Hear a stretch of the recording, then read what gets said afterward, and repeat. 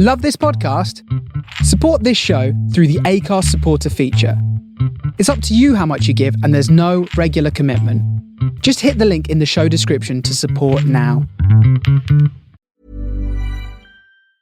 My dad works in B2B marketing. He came by my school for career day and said he was a big ROAS man. Then he told everyone how much he loved calculating his return on ad spend. My friends still laugh at me to this day. Not everyone gets B2B, but with LinkedIn, you'll be able to reach people who do. Get a $100 credit on your next ad campaign. Go to linkedin.com/results to claim your credit. That's linkedin.com/results. Terms and conditions apply. LinkedIn, the place to be, to be. Explaining football to the friend who's just there for the nachos? Hard. Tailgating from home like a pro with snacks and drinks everyone will love? An easy win. And with Instacart helping deliver the snack time MVPs to your door, you're ready for the game in as fast as 30 minutes. So you never miss a play or lose your seat on the couch or have to go head-to-head for the last chicken wing. Shop Game Day faves on Instacart and enjoy $0 delivery fees on your first 3 grocery orders. Offer valid for a limited time. Other fees and terms apply. Ryan Reynolds here from Mint Mobile. With the price of just about everything going up during inflation, we thought we'd bring our prices down. So to help us, we brought in a reverse auctioneer, which is apparently a thing. Mint Mobile Unlimited Premium Wireless. How to get 30, 30, bit to get 30, bit to get 20, 20, 20, bit to get 20, 20, bit to get 15, 15, 15, 15, just $15 a month? Sold! Give it a try at mintmobile.com/switch. $45 upfront payment equivalent to $15 per month. New customers on first 3-month plan only. Taxes and fees extra. Speed slower above 40 gigabytes. See detail.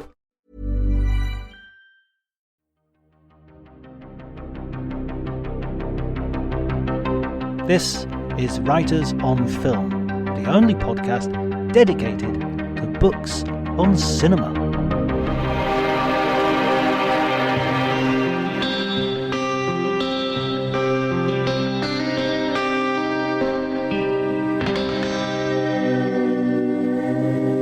Everybody, and welcome to Writers on Film. My name is John Bleasdale. I'm a writer and film critic, and today I'm going to be talking to Christian Esquevin, who is a writer who has considered the fashion designer, the costumer of filmmaking in his new book, Designing Hollywood. It's a fascinating insight into an often overlooked part of the film industry, and he focuses particularly on the studio period when legendary designers such as Edith Head and Adrienne created the stars and the iconic looks that we know today. If you enjoy the episode, please remember to like, subscribe. If you leave a review, that's great. And if you can think of any other way of sharing the content, we would be very happy indeed. One of the things I love about doing Writers on Film is the fact that because we're not tied to any release calendar, we can basically go from subject to subject, topic to topic, and that means that we can have a really broad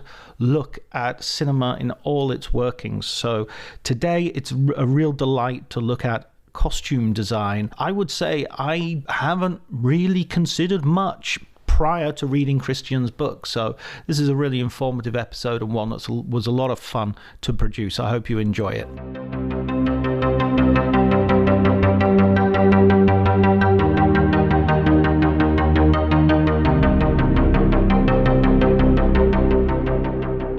I'd like to start by asking how you first became interested in costumes per se. Is that part of the filmmaking process? Well, it was kind of a bit of a slow process for me. My great aunt had worked for the studios starting back in 1925 with MGM.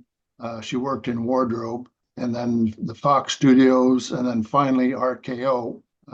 As the what was known as the head cutter and fitter, and as such, she worked very closely with the costume designers and worked also closely with the head or the leading movie stars of that era, the leading ladies, Ginger Rogers, Katharine Hepburn, Maureen O'Hara, Lucille Ball, and many others. So I was very young at the time, and by the time I was young, she had retired, but she used to costume me for French occasions, Bastille Day and various holidays.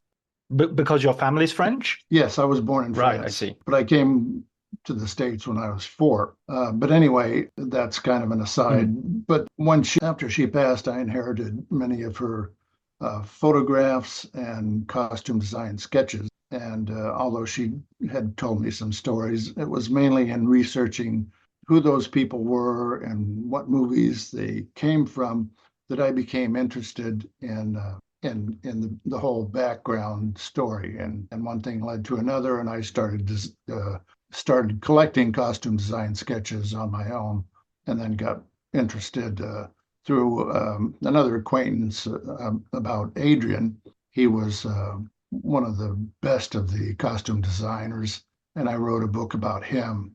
And then this other book, which was broadly about all of the others that I became interested in also. The sense I got from reading your book that it's almost like an act of justice as well, that especially at the very beginning of the industry, you make a point repeatedly that they're not credited. You know, there comes a point where you sort of get in the chapter where you're saying, finally they get credited. This is the first one to start getting screen credit, or this is the first time this particular designer gets a screen credit. Yes, and that was my aim, not only to record some of the designers that got little credit and are not well known, but especially the wardrobe people. In the first several decades, they got no credit on screen, and even when they're photographed with a costume designer and a famous movie star, they usually on the back of the photograph have a snipe, it's called, or it's actually printed on the back of the photograph. Here's a costume designer X, and here's a famous movie star Y, and they'll show somebody from the wardrobe department, and it gives no name for them. So even the photograph with their image, they don't even say who it is most of the time, let alone a credit on the screen. Nowadays, of course, they do. They even name caterers and chauffeurs and personal assistants and everybody, absolutely everybody who has anything to do in movie making now. But for the first several decades, they did not. So I wanted to try to ferret out some of these wardrobe assistants, wardrobe ladies, they were often called. Now they're usually called costumers or costume assistants. Let alone the more important people, like the cutters and fitters, and also the talented, skilled labor, beaters, embroiderers, and a whole host of people in the background that produced all of these costumes that we see and appreciate on film.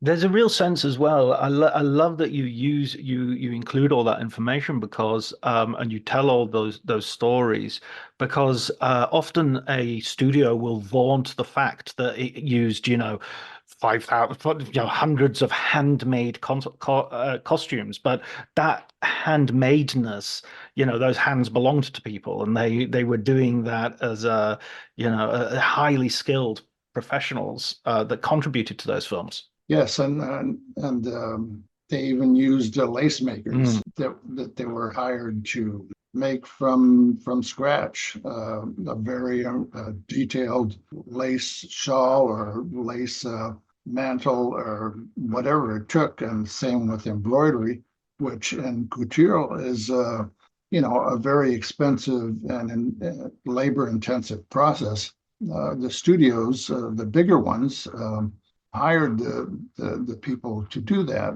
And most of what I cover here, in fact, almost all of it, is what was done as the so-called studio system. And that's where the studio itself hired everybody that was necessary to produce a movie. They had the writers, they had the carpenters, they had the teachers for the child actors, they had people that would take an actress, say, that came from the Deep South with a heavy accent, and they would give them a proper, English modified accent so that they could be understood. And in wardrobe, they had the beaters, they had the dyers, they had the shoemaker, the iron workers, the coops, same for making weapons of all sorts. They had everybody, barbers, everybody it took to produce a movie from A to Z. And that system fell apart finally because financially. But that's the period that I wrote about, which ended usually by 1970. Mm. And when you begin chronologically and you separate the chapters into different studios. So you're sort of doing each history of the studio, and some of the designers are hopping, like your great aunt, are going from one studio to the other, and their career might have substantial. I thought it was also interesting that some of the great fashion names of the day have sort of a checkered history with the movie studios. One of the early ones that you mentioned is Coco Chanel, who has sort of a fleeting moment in Hollywood and is not, and that relationship doesn't go particularly well. Yes, of course she had a big name from early on, from even before the 1920s. Another one was Haute, but let's look at Coco Chanel, for example. So the studios recognized, the moguls recognized early on that they could sell the movies, they could promote the movies through fashion. The larger part of a movie audience were women, and women were attracted to going to movies by the clothes that the actresses wore. So they promoted those fashions in movie magazines and newspapers, and they recognized that they needed to get the most talented costume designers they could. And if they could get a costume designer or a fashion designer with a big name, they could get a lot of publicity ahead of time to get that women audience going to the movies. So Coco Chanel was a big name. So they thought they would try her in combination with Gloria Swanson.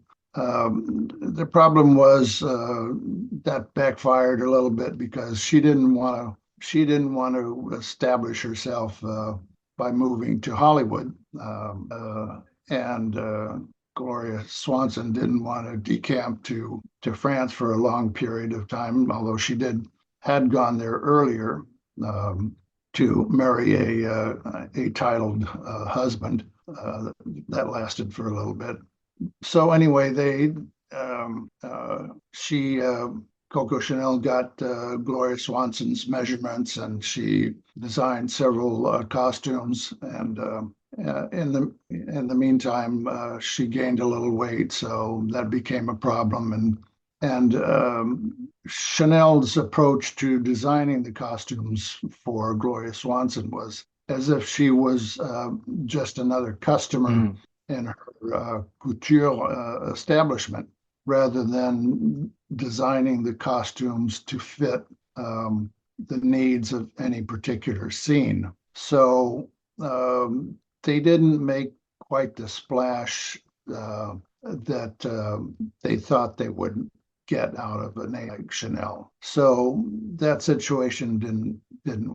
In some of Chanel's later films, by the 50s and 60s, she kind of did a better job of that, but in the 30s it didn't work out so well. And there were so at the beginning of the studio system and all the way through the period you're talking about, the costumes really define to a great degree the look of certain stars. You have a certain Marilyn Monroe's white dress, James Dean's red jacket, and these have become sort of iconic. But even before then, it was really important that each individual star have sort of a specific feel to them.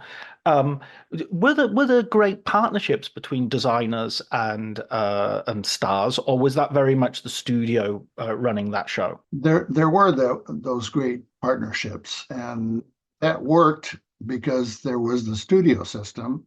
which, although costume designers did eventually go from one studio to the other, because they had the studio system and because they had contracts, and they were long-term contracts, usually they were 7 years, especially in the earlier years. So somebody like Adrian could have a long-term relationship with Greta Garbo and Joan Crawford and others, and Ori Kelly could have a long-term relationship with Betty Davis, and also with others. They could and Travis Banton with Claudette Colbert and others. They could really create their image in the earliest years of their career. And certainly with Marilyn Monroe, that was with Travilla. Mm. So, and it was usually an image of glamour, because that was very important, especially in the 1930s, the early 1930s. That was a period of the Great Depression. And although the women attending couldn't buy those looks for themselves, they fantasized about the whole look of not only the costumes, but the decor of the settings.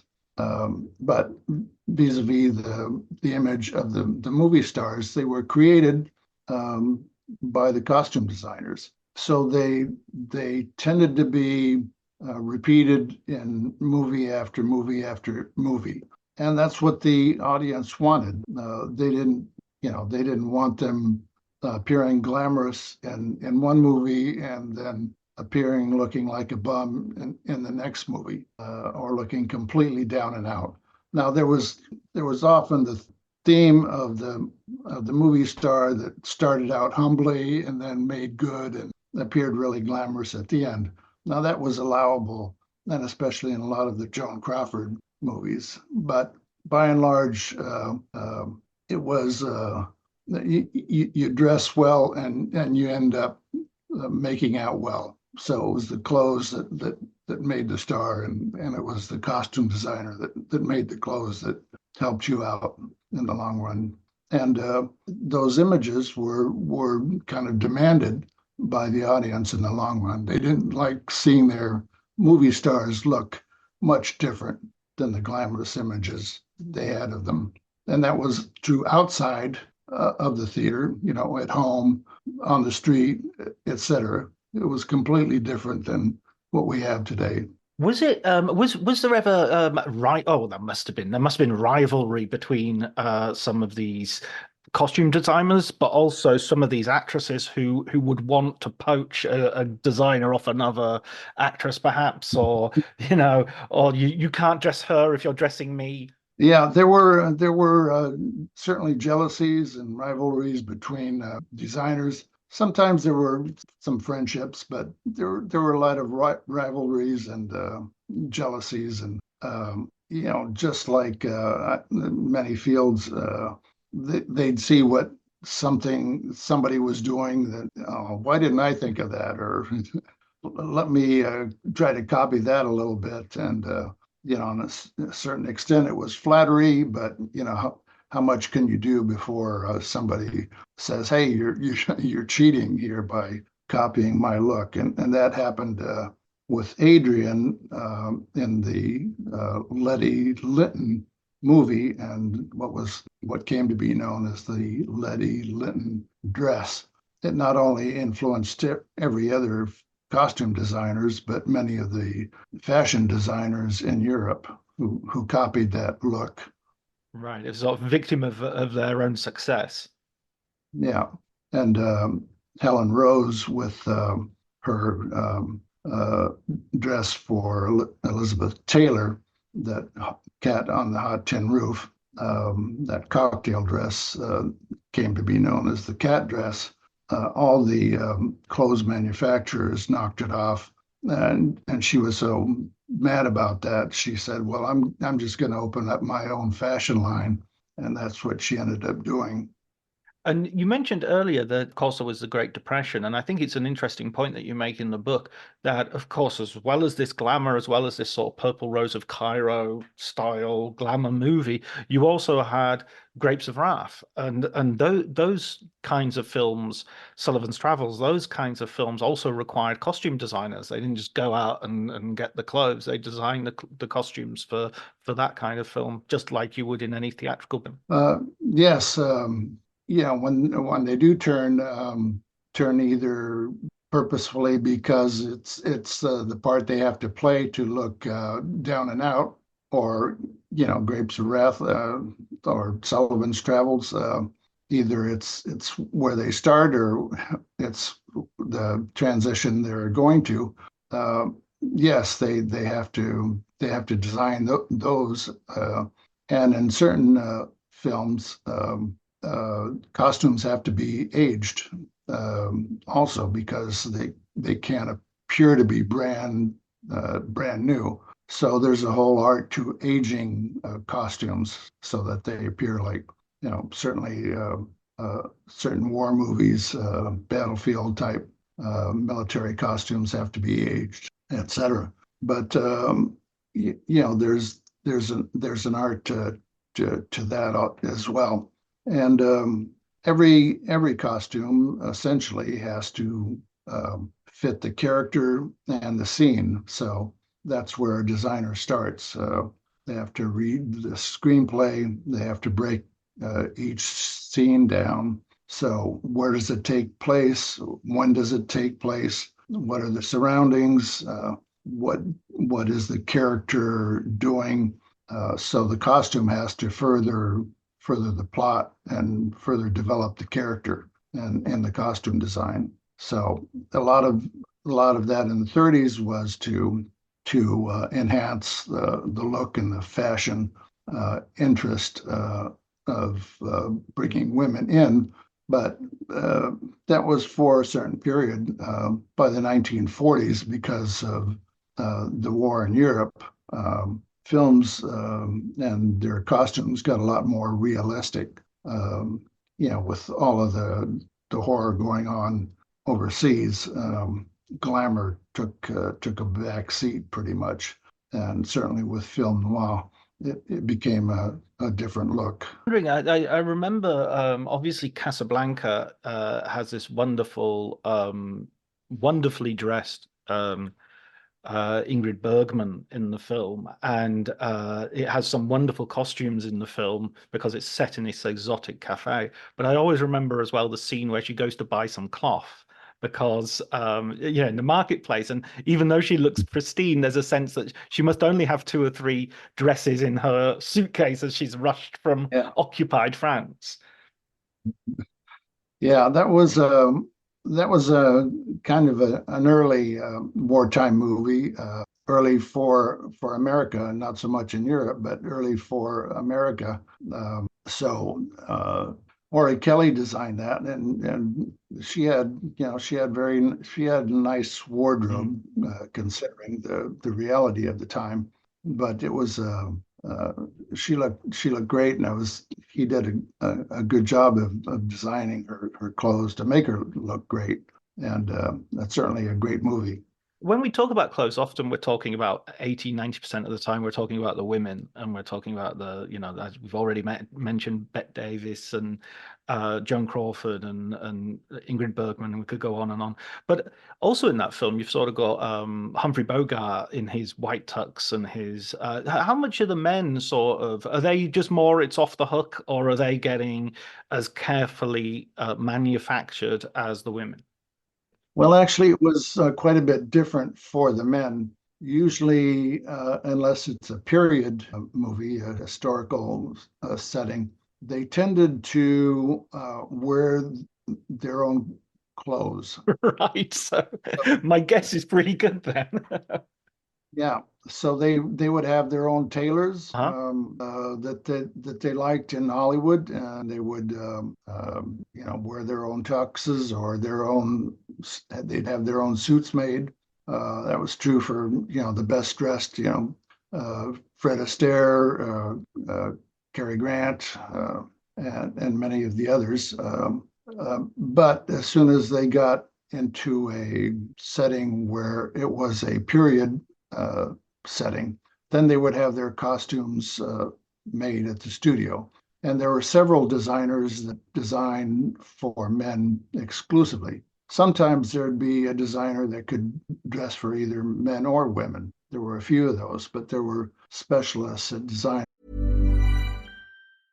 This episode is brought to you by Progressive Insurance. Fiscally responsible, financial geniuses, monetary magicians. These are things people say about drivers who switch their car insurance to Progressive and save hundreds. Visit Progressive.com to see if you could save. Progressive Casualty Insurance Company and Affiliates. Potential savings will vary, not available in all states or situations. My dad works in B2B marketing. He came by my school for career day and said he was a big ROAS man. Then he told everyone how much he loved calculating his return on ad spend.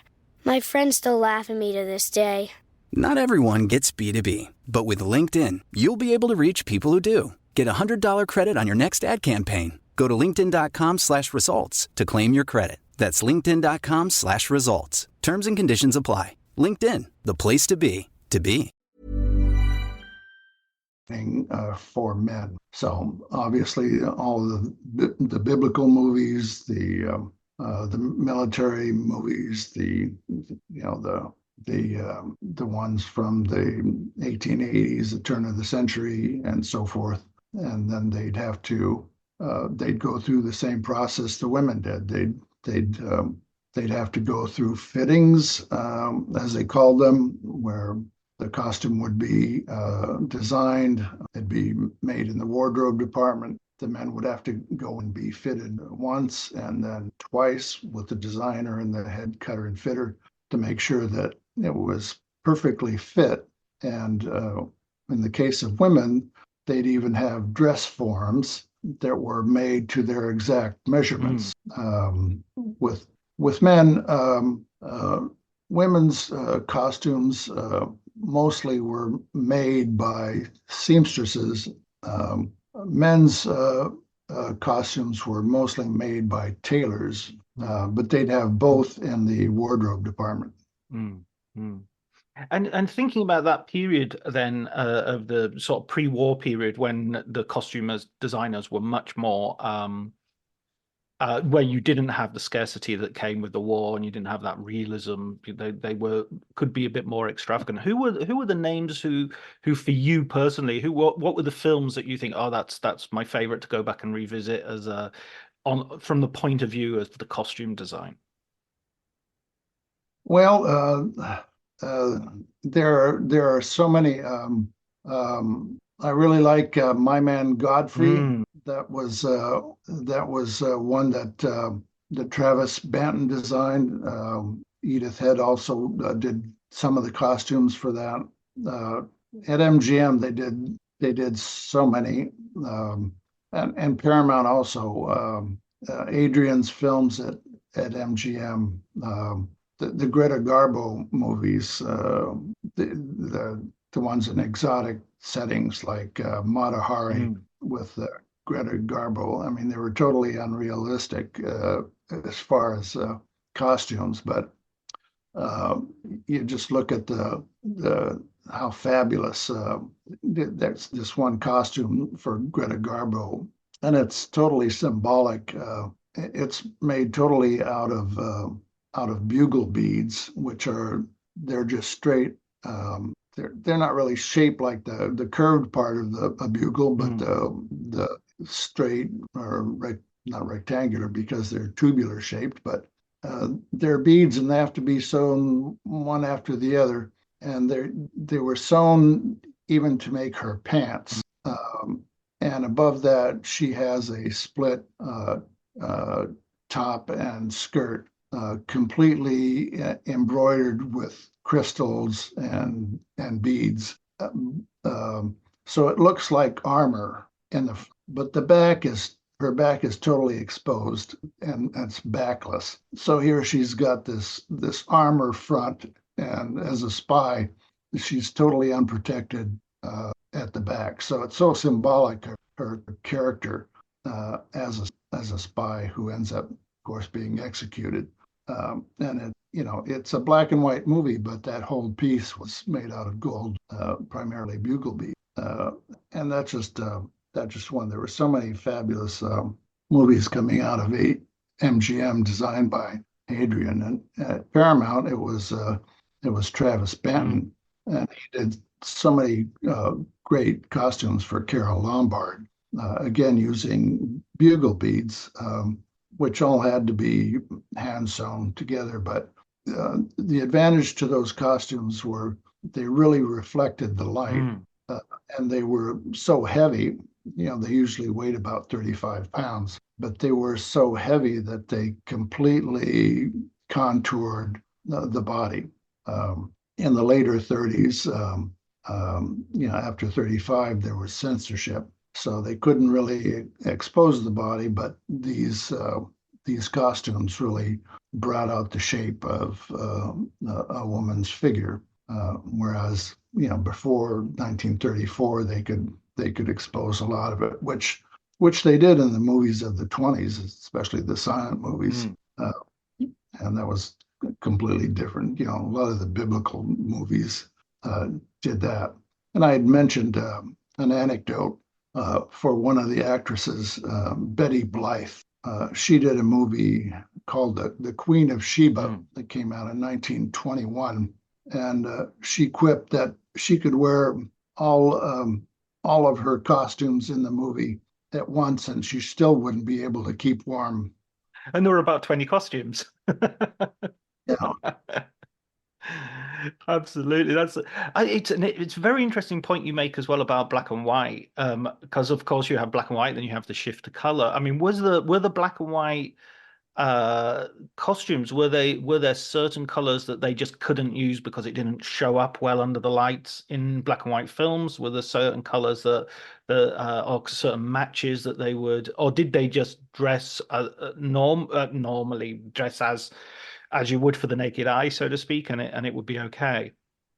No, they'd usually have to test a little bit to see what worked and what didn't, because sometimes medium colored past. And by the way, they did design in color. The actors had to feel realistic in the costumes they wore. So they didn't want to wear, gray costumes or, uncolored costumes. They wanted, the real thing. So there's still in my book of Katharine Hepburn as Mary of Scotland, and it's almost all in red and or burgundy, for example, and it comes out, in various shades of gray or dark gray, but it's primarily a red and rich burgundy color. So they would often test, because some, depending on the particular color, it could come out really light or it could come out really dark. That famous movie Jezebel with Bette Davis, where she's supposedly makes a scandal when she shows up at a ball wearing a red gown, a red dress. So it has to appear like it's a red dress. So how do you do that in a black and white movie? So they had to play around with that, and the fabric that they chose was a bronze colored fabric. And with a little bit of imagination, you can, it does appear very different from all the other dresses at that ball. And what was another famous example? But anyway, they did have to both test, and on the other hand, I've got one of my great aunts kind of ledger books where she includes many fabric samples from black and white films from RKO, and they're all beautiful colors, beautiful pastel colors, rich burgundy colors, blues, greens. None of them are grays or blacks, or they couldn't use whites because they They just reverberated the lights too much. So they'd have to use off or white. But when color turned up, when you started getting films in color, that must have led to well, maybe not if they're costuming in color anyway. um it doesn't really change anything once they start filming in color, right?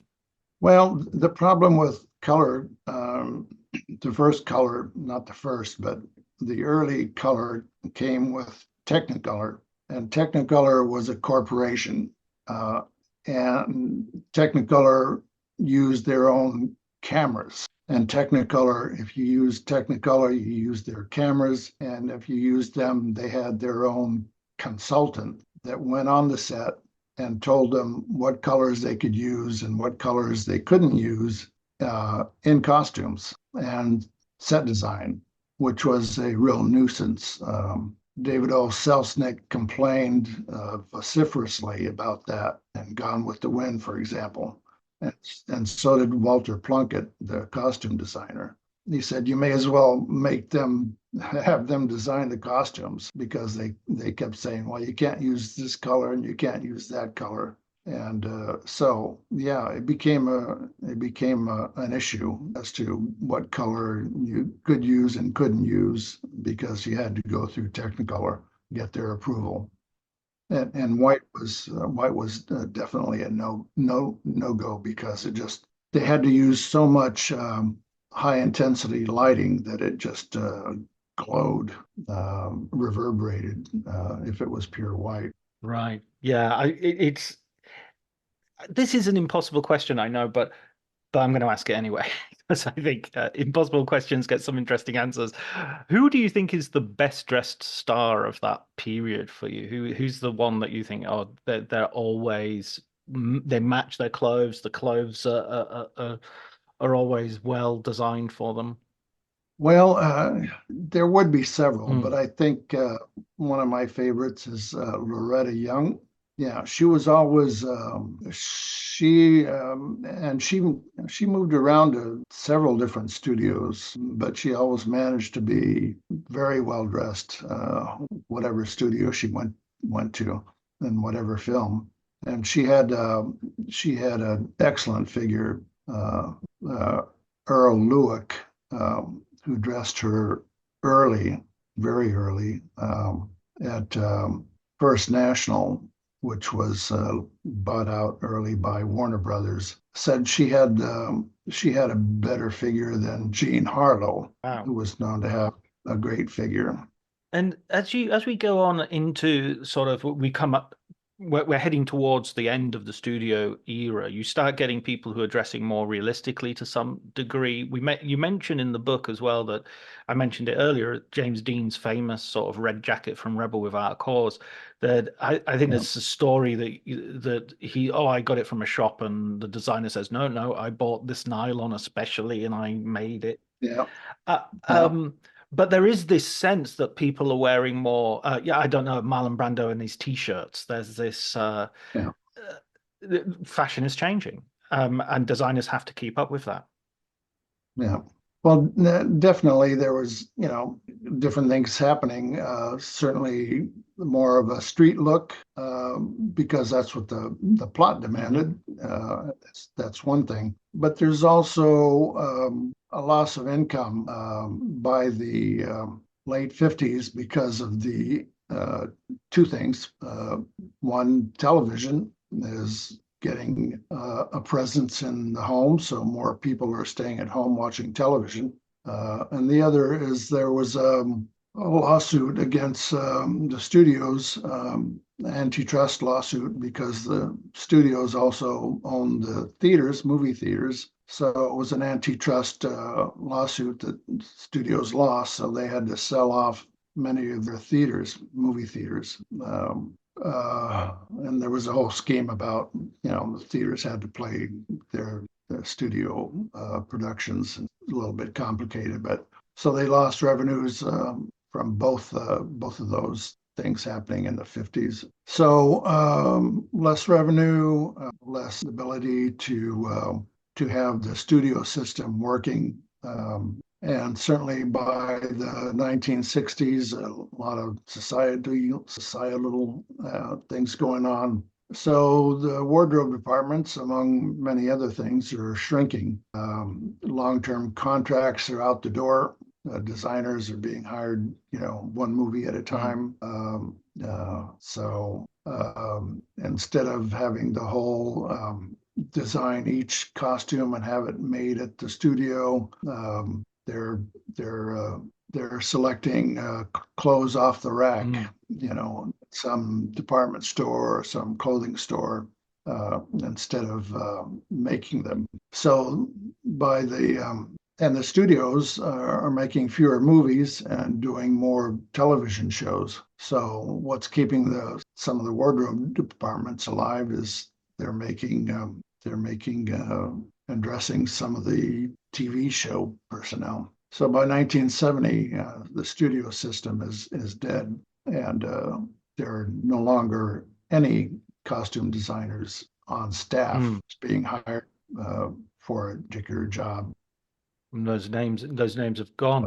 Well, I mean, what do you feel about when you look at costume design today? When you're looking at the when you're watching the Oscars, for instance, and you're seeing who is being rewarded today, how's your feeling towards the industry and towards the stuff that's being created? Well, there are excellent designers. There was a great batch just up for the Oscars this time around. There have been for the last several years, but they have to work independently from any organization. They work as contractors. They're given very little budget and very little time to do what they have to do. It's amazing that they're able to do the job that they're given the mandate to do under a lot of pressure. So the ones that win are usually the historical period movies or the fantasies. Those are usually the winners rather than the contemporary setting.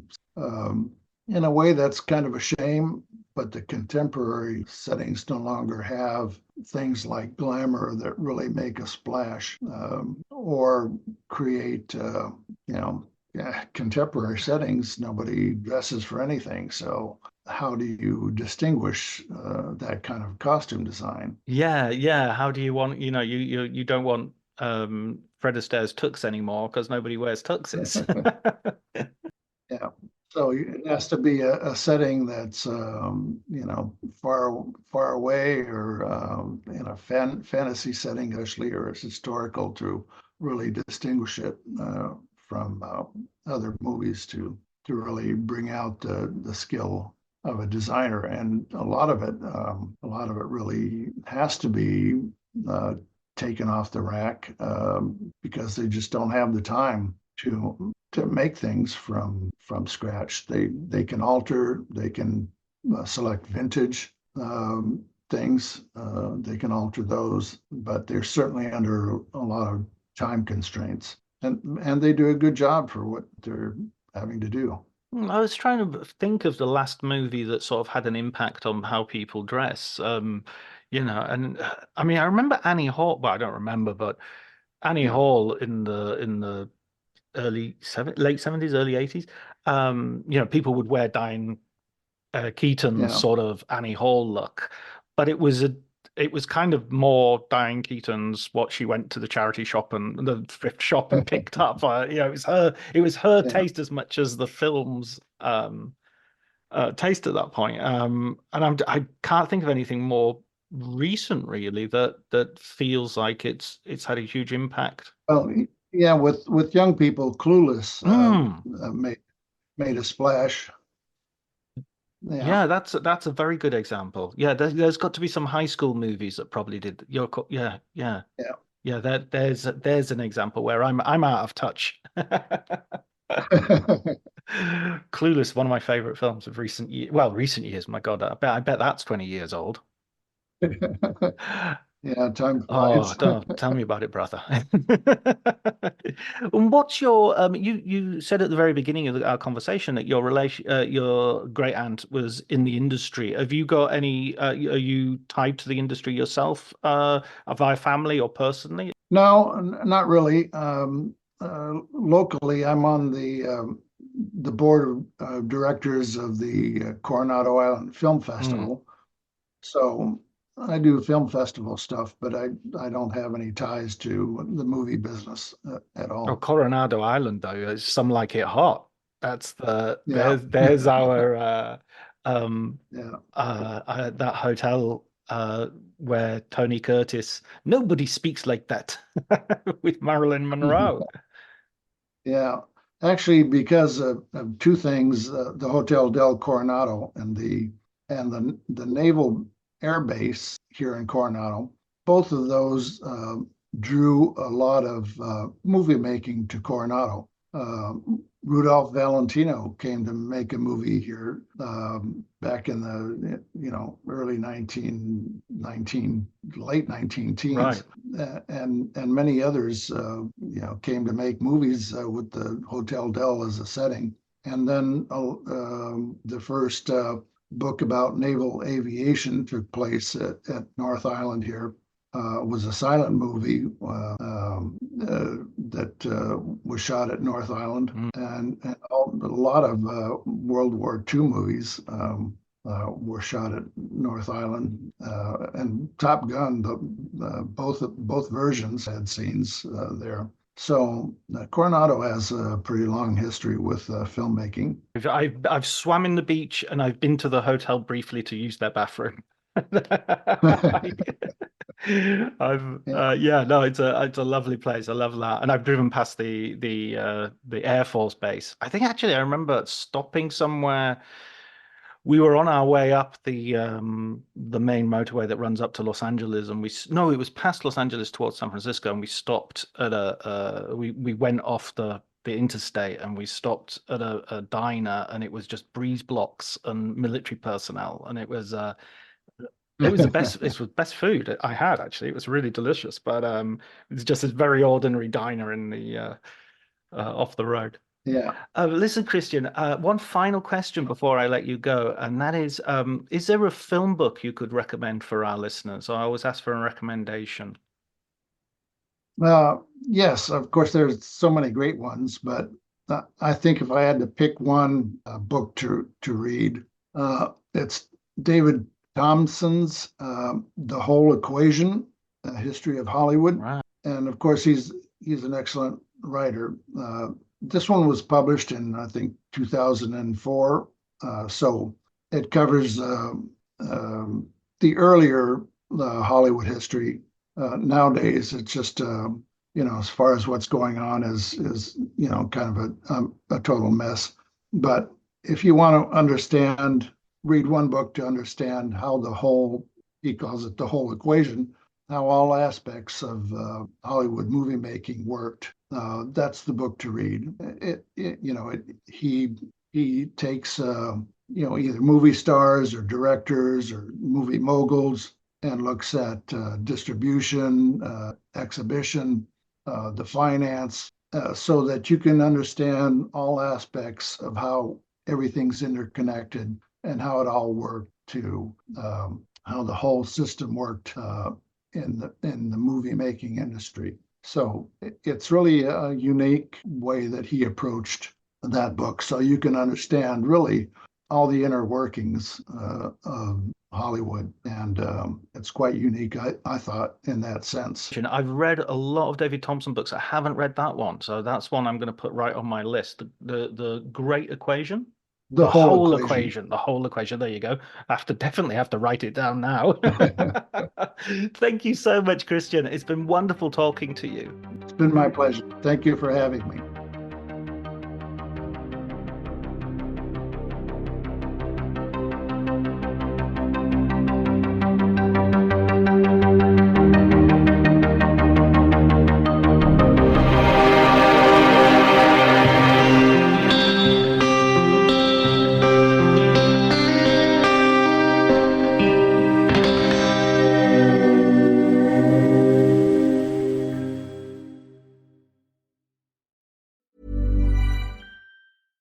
Selling a little or a lot? Shopify helps you do your thing however you cha-ching. Shopify is the global commerce platform that helps you sell at every stage of your business. From the launch your online shop stage to the first real-life store stage, all the way to the did we just hit a million orders stage. Shopify is there to help you grow. Shopify helps you turn browsers into buyers with the internet's best converting checkout. 36% better on average compared to other leading commerce platforms. Because businesses that grow, grow with Shopify. Get a $1 per month trial period at shopify.com/work. Shopify.com/work. This episode is brought to you by Progressive Insurance. You chose to hit play on this podcast today. Smart choice. Make another smart choice with Auto Quote Explorer to compare rates from multiple car insurance companies all at once. Try it at progressive.com. Progressive Casualty Insurance Company and Affiliates. Not available in all states or situations. Prices vary based on how you buy. My dad works in B2B marketing. He came by my school for career day and said he was a big ROAS man. Then he told everyone how much he loved calculating his return on ad spend. My friends still laugh at me to this day. Not everyone gets B2B, but with LinkedIn, you'll be able to reach people who do. Get a $100 credit on your next ad campaign. Go to linkedin.com/results to claim your credit. That's linkedin.com/results. Terms and conditions apply. LinkedIn, the place to be, to be.